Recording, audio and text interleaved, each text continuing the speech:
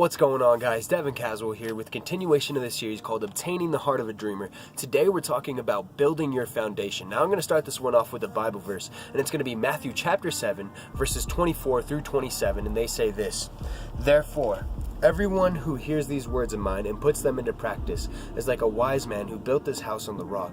The rain came down, the streams rose, and the winds blew and beat against that house, yet it did not fall, because it had its foundation on the rock. But everyone who hears these words of mine and does not put them into practice is like a foolish man who built his house on the sand. The rain came down, the streams rose, and the winds blew, and it beat against that house, and it fell with a great crash." See, God has given us all a dream, a passion, a desire to pursue. But in order for that dream to be sustainable, it needs to have a proper foundation. So ask yourself, have you been building on the rock or on the sand? See, the rock resembles Jesus. The sand resembles the world.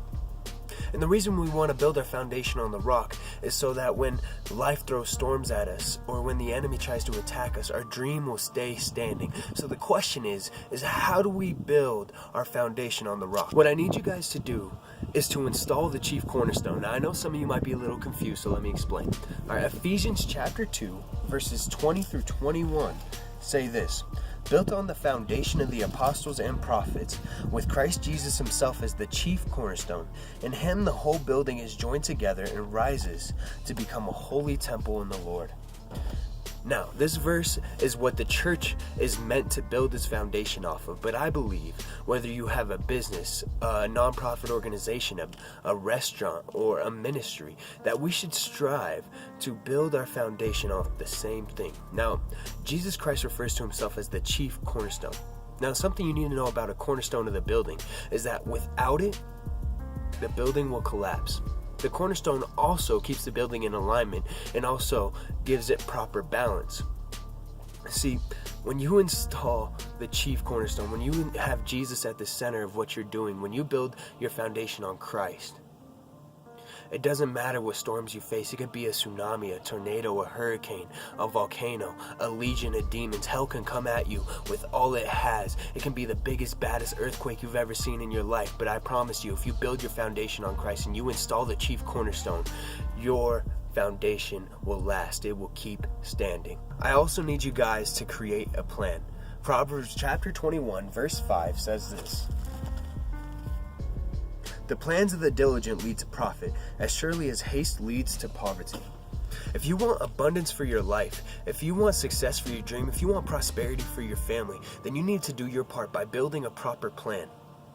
See, there's a reason that before we start building any homes or skyscrapers that we put together a blueprint. When an architect is putting together a blueprint, they have to take into account a lot of different things. They have to take into account the environment the building's going to be in, the strength of it, the balance of it. They have to take into account the materials they're going to be using, the metal, the brick, the wood, the nails, the screws, all the way down to the little nitty-gritty things like the type of glue they're going to be using to keep this building up and standing. See, when God gives you a dream and a passion to pursue, you need to map out a plan in your head. Better yet, map it out on paper. Sit down, think, brainstorm, plan, strategize.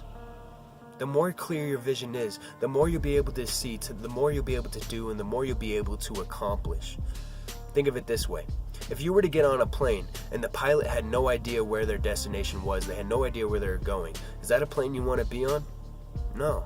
You don't want to be flying around the United States aimlessly. You want your pilot to have a clear destination in mind. What a plan does is that it gives you goals to shoot for, a destination to reach. So when God gives you a dream and a passion to pursue, build a plan so that way you can chase your dream with clarity. When you do that, it really boosts your percentages for success. So remember, if you guys build a proper foundation, if you install the chief cornerstone, and if you create a plan, you'll definitely be one step closer to obtaining the heart of a dreamer. If you guys got any comments, any suggestions, any questions, or any prayer requests, go ahead and comment them below. Please subscribe. Thank you so much for your guys' time. I'll see y'all soon.